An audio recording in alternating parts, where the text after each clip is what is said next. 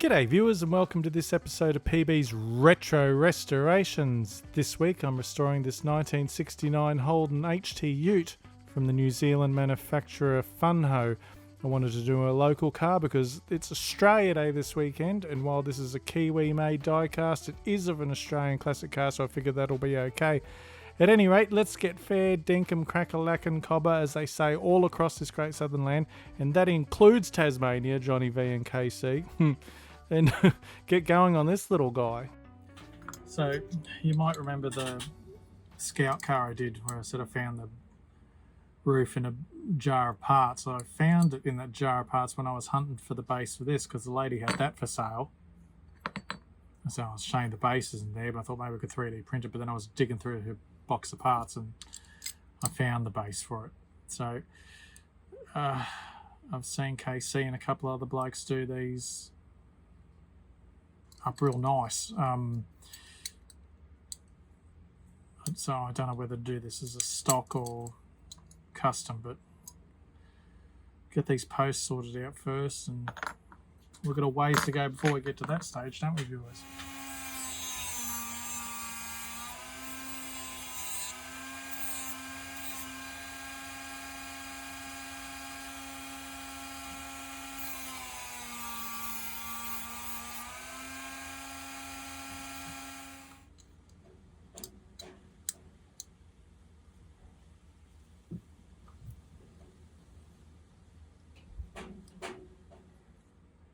I'm not sure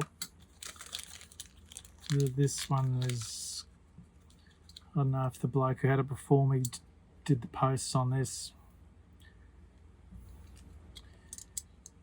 but the holes in the middle are really big.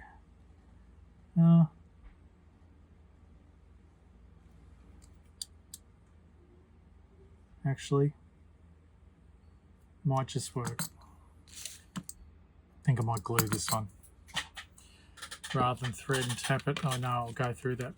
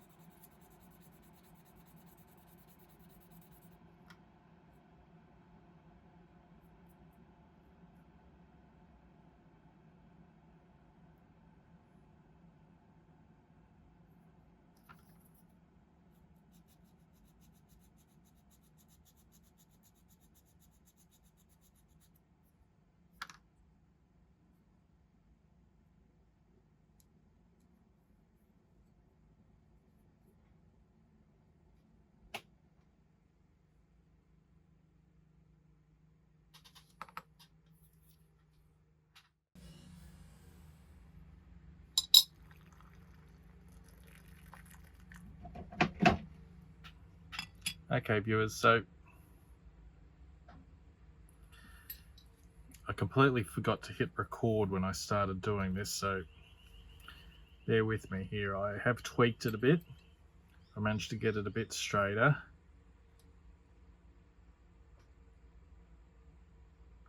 These are a pretty crude casting to start with. No offense to Funho, but I could spend forever trying to get this straighter, and it still wouldn't be like the factory. Well, it wouldn't look nice and straight, because straight isn't going to look straight. So I'm just going to clean it up, neaten it up, and go for a factory looking finish. It's weird, because they put so much detail into the grill and the tail, and then they, very Tootsie Toy like, I guess.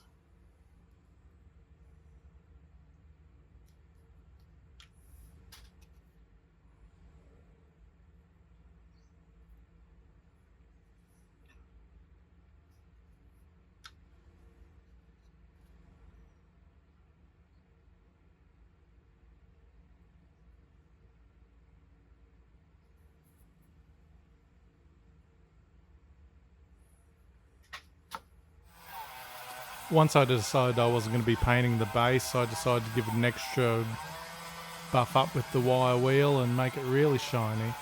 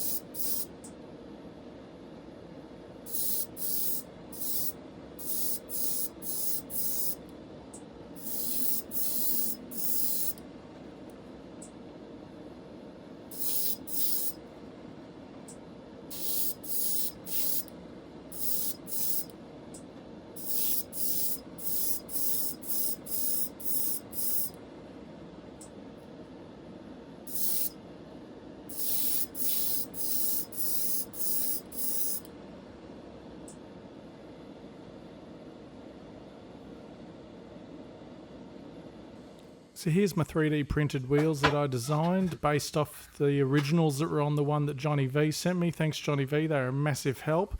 Even though they're printed in black, I'm going to paint them black so they look nice. I think I'm going to stick with this ABS type plastic, viewers. It really seems to be like I have hardly any print fails these days. It's great. It's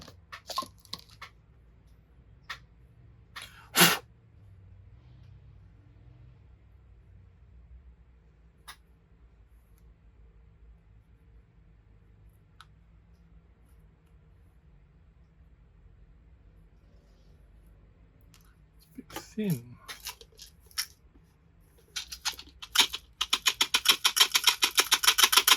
Oh, come on. Oh, there we go.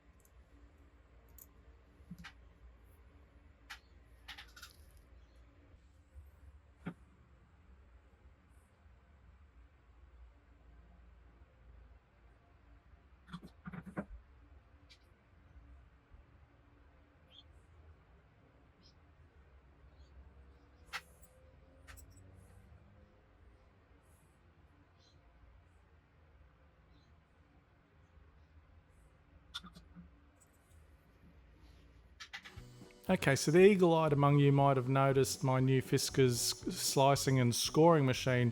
Michael from Gravesend noticed. Hi, Michael. This was a real combination of errors. When I printed this out, I realised that I hadn't finished it properly. I hadn't put all the cutting lines on it. And you remember in my instructional video, I said, you've got to put those lines on there. It's going to cause you all sorts of grief. And that's exactly what it did. My new Fiskars machine, it has like a guitar string along that slicer, so you can drop it on the card and see exactly where you're cutting, except it doesn't cut exactly on that line. It's a couple of mil over. I'm still getting the hang of it. The other part I bought for it was a scoring blade. Now, it works really well, but it doesn't score it fine enough. It's almost 3 times as wide as my old Temu one. So for cutting, beautiful. Scoring, it's made for a different job. So yeah, this one did not work out. So I printed out a fresh sheet of cardboard after I'd put all the lines on it like I should have done in the first place to give myself a fighting chance, and started again. And when it came to scoring it, I dug out my old Temu one that Graham, yes, who put me onto Temu. So I'm going to use this one for scoring because it's perfect. It's great. But that's about all it's good for. Anyway, I'll stop gibbering. Actually, no, I won't. Here's a bit more gibber. The reason you're having to suffer this music through the card making sections is because I do it inside, and with all the background noise, Mrs. PB talking, the TV going, copyright reasons, I have to cut out and give you this music. I'm sorry, viewers. At least I've got some decent music now, right? Right.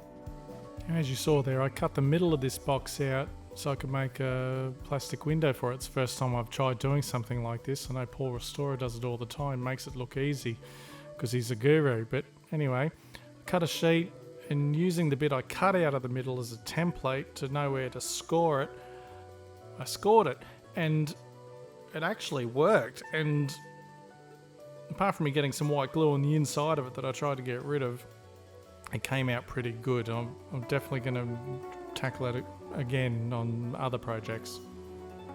I've got some coming up that I could use, is what I mean.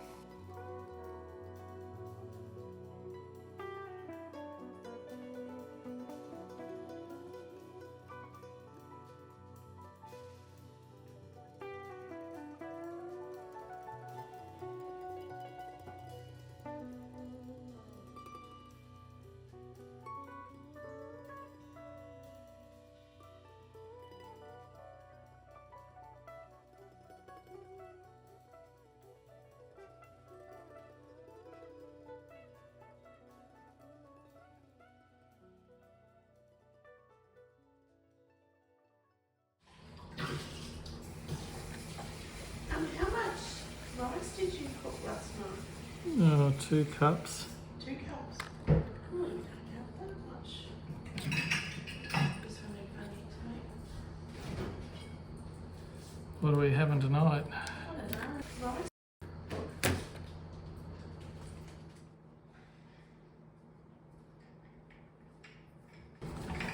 I'm burning herbs.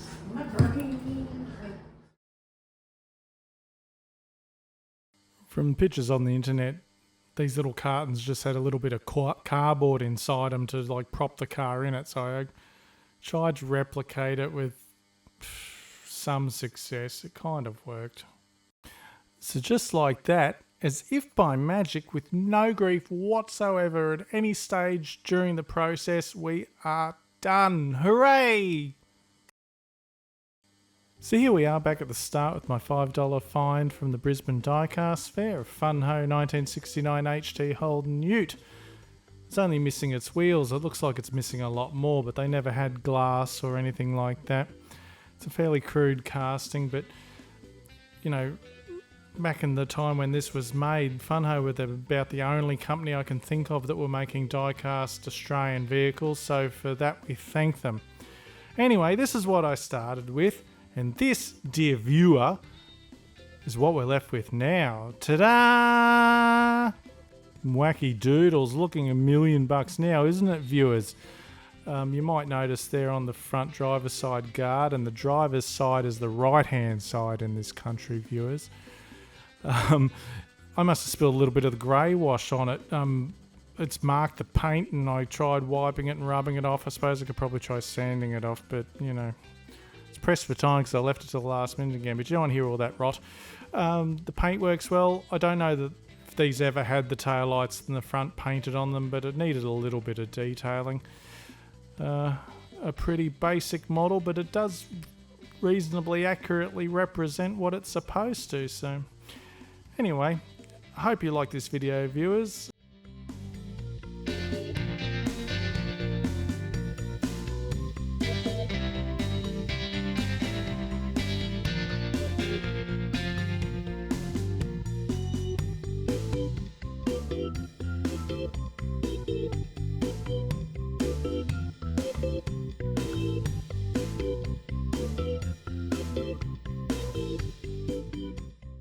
Thanks for watching to the end. If you've liked this video, give it a thumbs up, leave a comment, check out some of my other videos, and please consider subscribing, and don't forget to click the bell for alerts. That way you too can be swept away to a world of PB magic every time a new video manifests itself.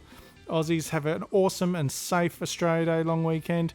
Everyone else, have a great regular and safe weekend, and I hope to see you all next time here on PB's Retro Restorations. Bye!